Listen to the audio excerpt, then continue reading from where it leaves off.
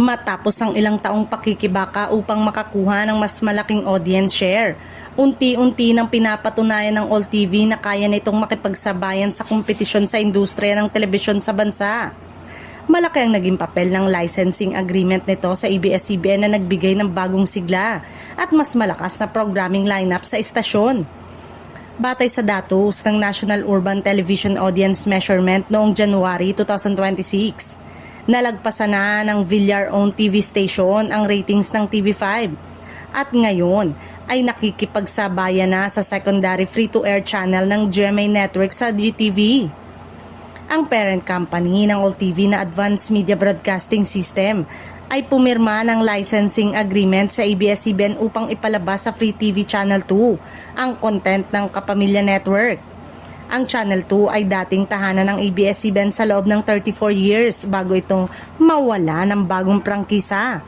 Matapos tanggihan ng House of Representatives of the Philippines noong panahon ng dating Pangulong Rodrigo Duterte. Sa kasalukuyan, ipinalalabas ng All TV ang ilan sa mga pinakapinapanood na programa ng ABS-CBN tulad ng FPJ Batang Quiapo, Roja, What Lies Beneath, It's Showtime, ASAP, TV Patrol at Your Face Sounds Familiar. Dahil dito, mas lumawak ang audience reach ng istasyon at mas maraming nanonood na muling tumututok sa kanilang mga programa. Kapansin-pansin din ang pagtaas ng interest ng mga advertisers sa All TV.